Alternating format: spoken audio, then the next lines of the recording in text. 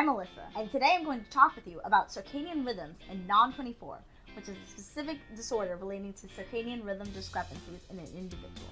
In an organism, the function of circadian rhythms is to maintain homeostasis or equilibrium throughout the body.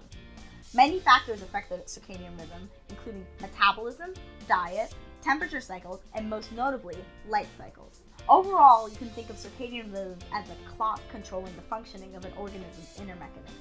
In humans, discrepancies in one's 24-hour day-night cycle can attribute to changes in their behavioral and physiological processes dictated by their 24-hour cycle. Such changes can even lead to psychological disorders such as depression and anxiety, chronic tiredness, and many other ailments harmful to an individual's physical and mental health. In those suffering from blindness, non-24 can even arise.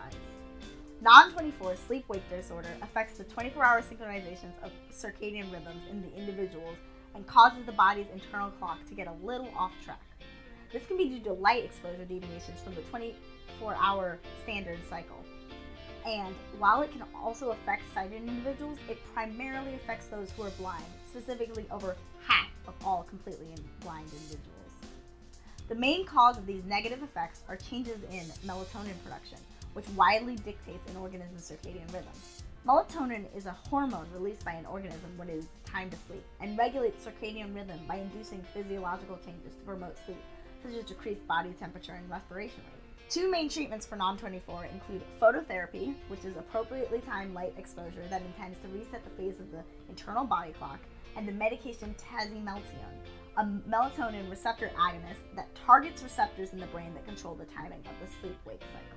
I've personally been doing a project looking at the effects of phototherapy, which was mentioned before to mean appropriately timed light exposure that intends to reset the phase of the internal body clock, on melatonin production in Drosophila melanogaster, or commonly known as the fruit fly.